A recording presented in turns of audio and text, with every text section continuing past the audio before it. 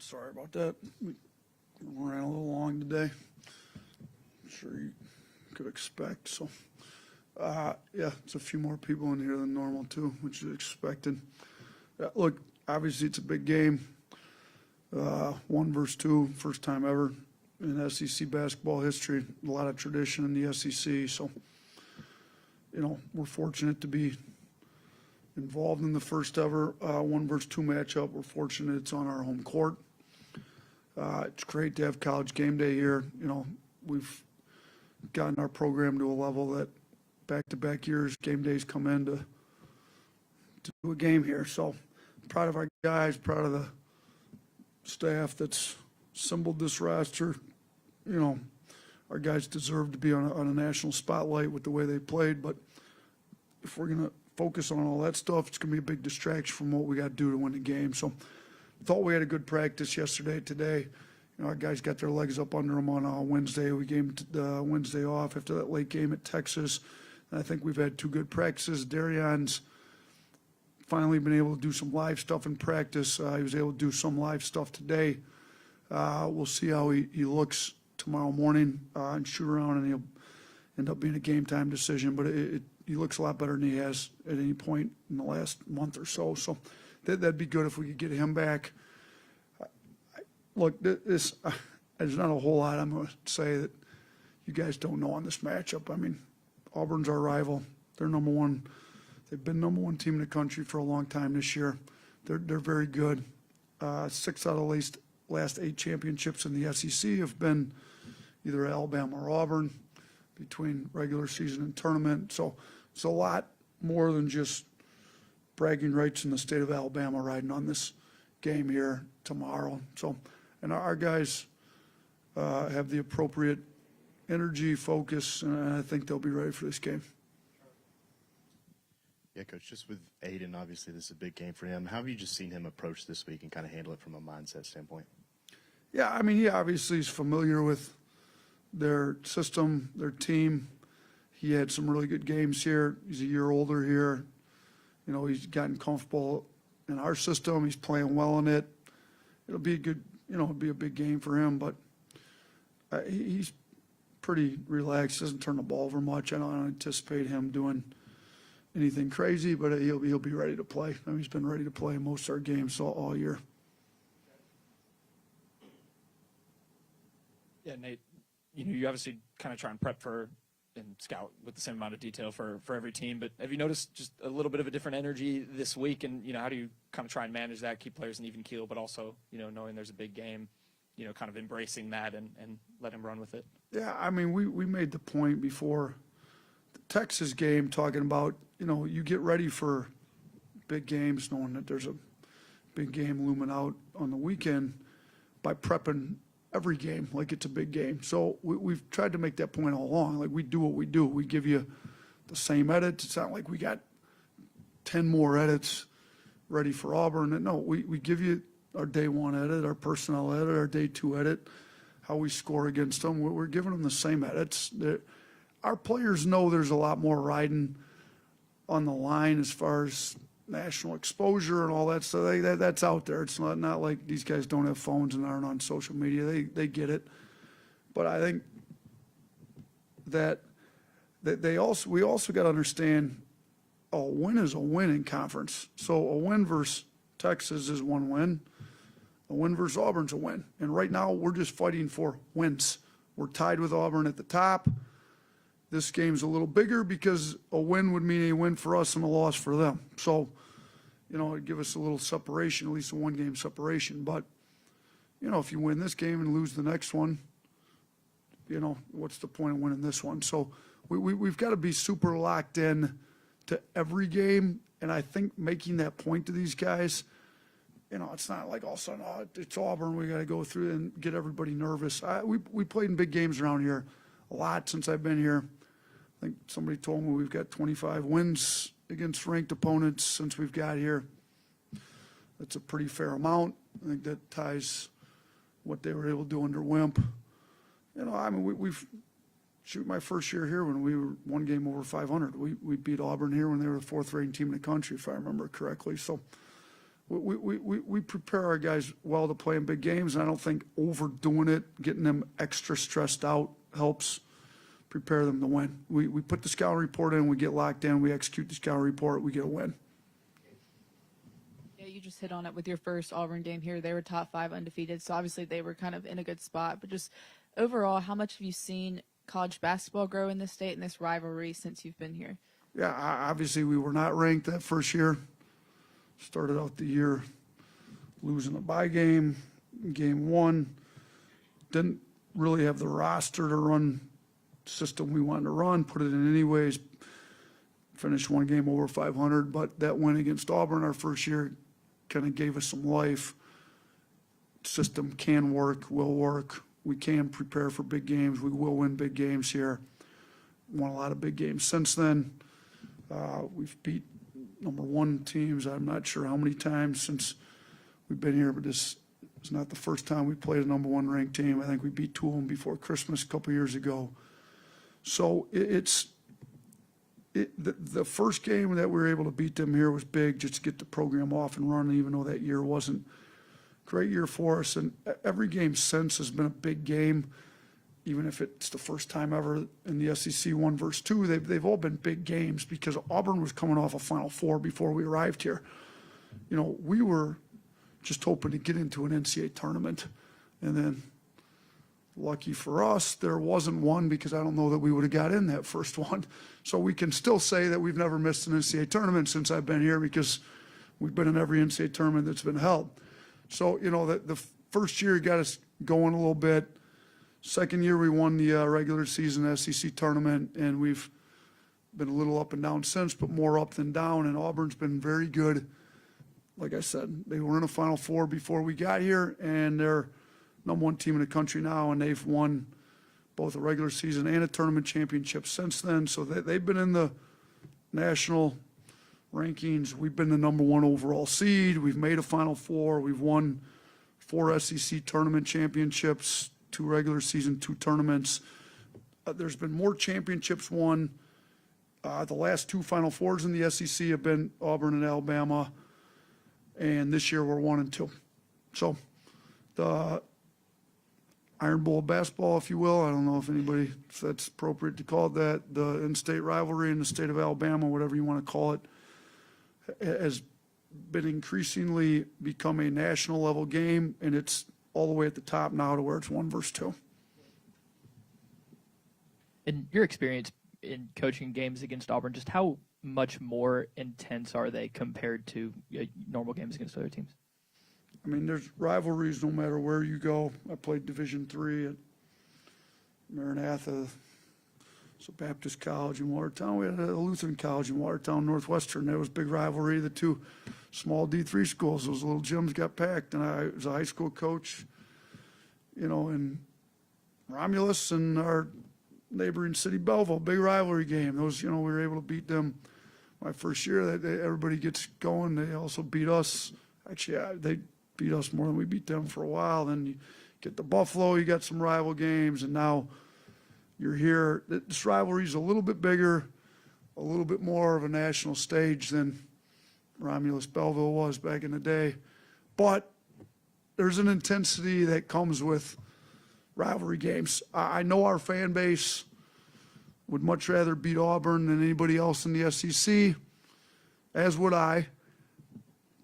So, but you still have to prepare for, look, if we didn't take care of business against Texas, Arkansas, Kentucky, go down the list, we wouldn't be here where it's 1 versus 2, and we wouldn't be playing for first place. So we've done a good job for the most part. The Ole Miss game we weren't very good in, but we've done a good job having these guys ready to play every game. It's a natural inclination to have a little bit more intensity in this game, even though we're trying to play with max effort every game. I get it. We've been in big rivalries everywhere I've been. This is the biggest of the rivalries I've ever been in, though. You're facing a National Player of the Year candidate and one of the best bigs in the nation. You brought in Cliff. Is this the kind of matchup that you bring in a Cliff Omoruyi in for? And that's something you struggled with, I guess, last year. Yeah, it's part of it, for sure. We'd like to be able to guard the post one-on-one. I think we've got a guy that we brought in thinking he could. We struggled a little bit early in the year with some of it. We've hopefully done a better job teaching him some of that. I mean, like you said, Broom's National Player of the Year candidate, one of the best bigs in college basketball for the last few years running. He's a load. If we have to double him, he can pass well. They've got shooting all over the floor. They got 4 guys that are basically 40% or above, which is ridiculous in college. And it's not like they're just catch and shoot guys. Like, these guys can make them off the dribble. So ideally, you don't have to do a lot of doubling. And ideally, Cliff was brought in to enable us to not have to double often. But we've got, option B, C, D in the back pocket if we need to go to it. Yeah, their offense is 7th in turnover percentage. Yours is 207th. What needs to happen to make sure that that's not a differential or differentiating factor in this game? That we need Mark Sears and Grant Nelson to stop turning the ball over. That's what needs to happen. Like, we got 2 fifth-year seniors that have played, over 100 basketball games, that know how to take care of the ball, that have not taken care of the ball at the level we need them to. That's basically what needs to happen. Because if you look at the turnover rates between those 2 guys, they're just way too high. Like, we got to quit trying to make home run plays. We've got to quit overdriving gaps that aren't there.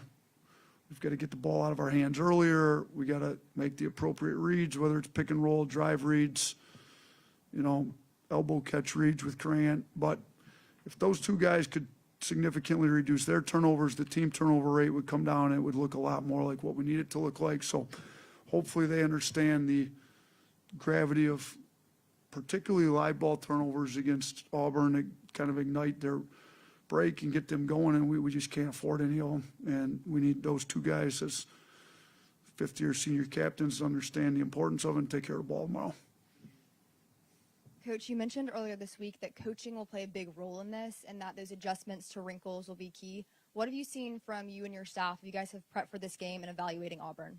Yeah, I mean, Coach Pearl's done a really good job there. They run their actions. They've got the flex, but they've got counters to them all. They've got their post-ups. They've got counters to where you double, when you double, how you guard it.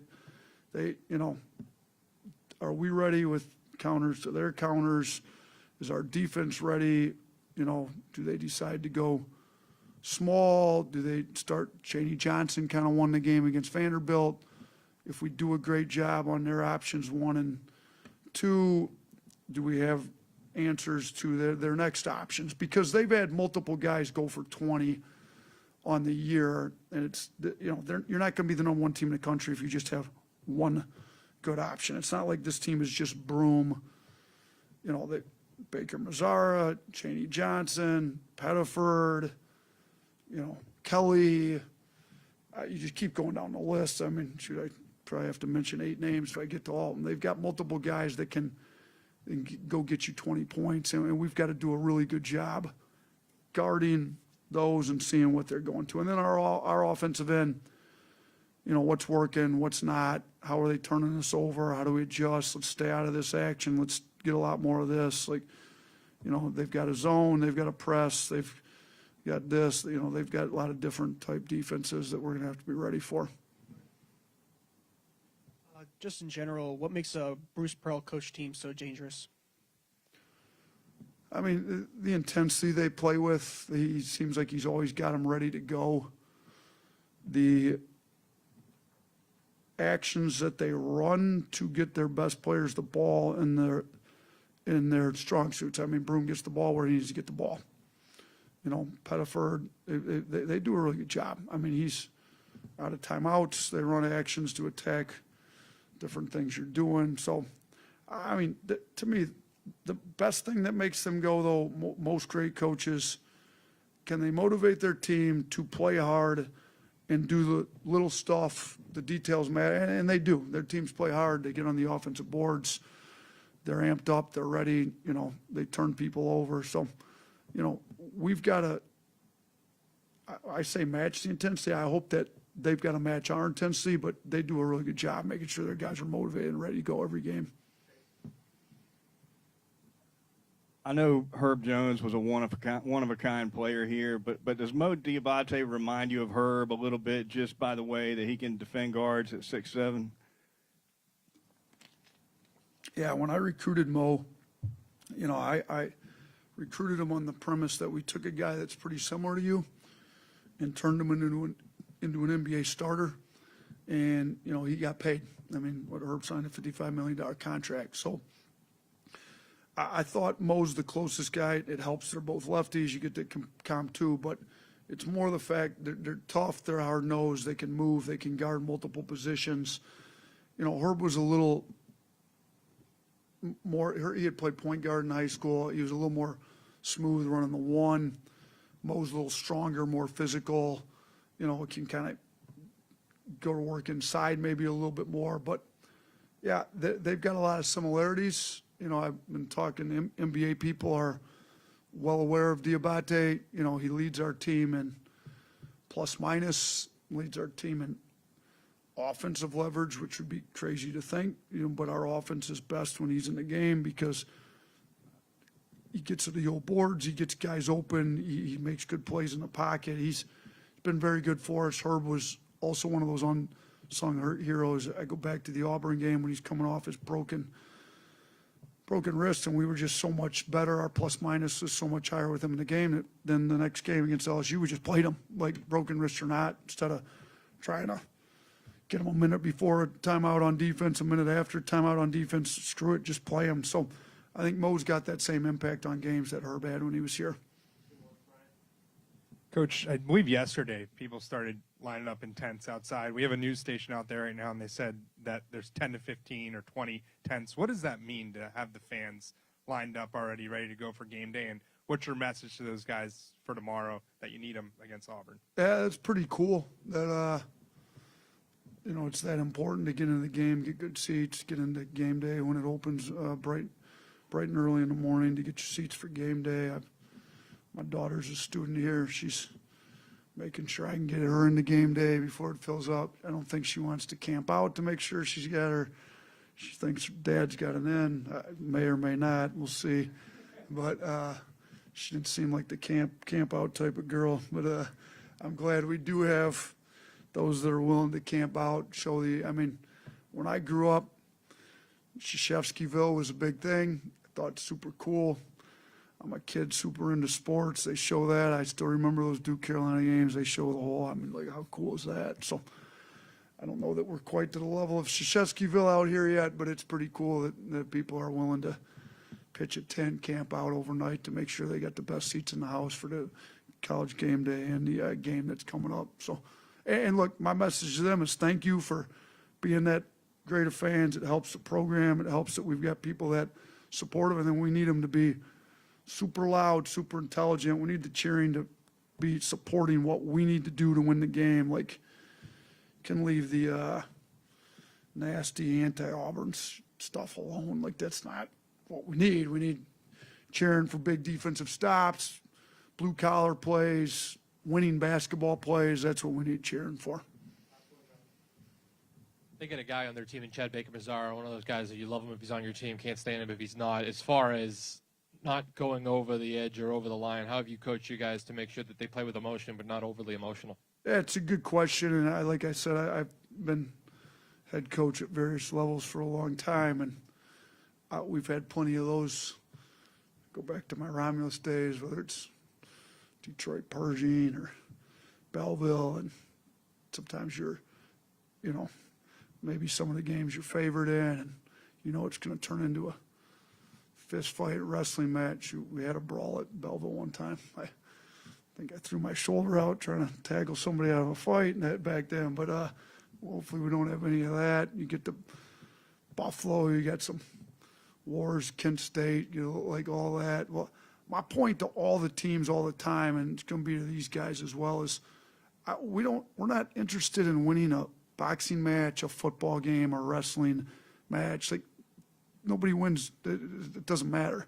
Like, there's a score on the scoreboard, and the points are scored for the ball going through the rim, and we need to beat them on the scoreboard. all the other stuff, there's no points for a takedown in wrestling. There's no points for a knockout. That's not what we're doing here. So let them try to win the boxing match, wrestling match. We're going to win the scoreboard. We walk out of here, winners on the scoreboard, and that's what. So anything that takes away from winning on the scoreboard is losing basketball. So retaliating into something dumb is losing basketball. Let the refs catch them doing it. You know, and I mean, Baker Mazar is a very good player, makes tough shots, can make big-time electric plays. But, you know, they got beat by Yale in the first round without him because he got tossed early in the game. Like, you know, whether they agree that he should have been or not, you know, I don't really have an opinion on all that. The point is he wasn't in the game to play with his team when they needed him against Yale. So, you know, we had an incident with Mo D grabbing an ankle early. Like, that stuff's unnecessary, unneeded. I made that point extremely clear to Mo. You know, we don't need that. Like, Mo, you're tough enough. You make tough offensive rebounding plays, tough defensive plays. Those are the tough plays we need, not the extracurricular dumb stuff. If, you know, I don't know. I mean, I'm sure that Bruce is an unbelievable coach. I'm sure he's had his talks with Chad, and I'm sure Chad's been a lot better this year because they need him on the floor. So, you know, yeah, maybe he's into it and all that, but we're just going to try to win the basketball game. We're not going to try to win anything else tomorrow.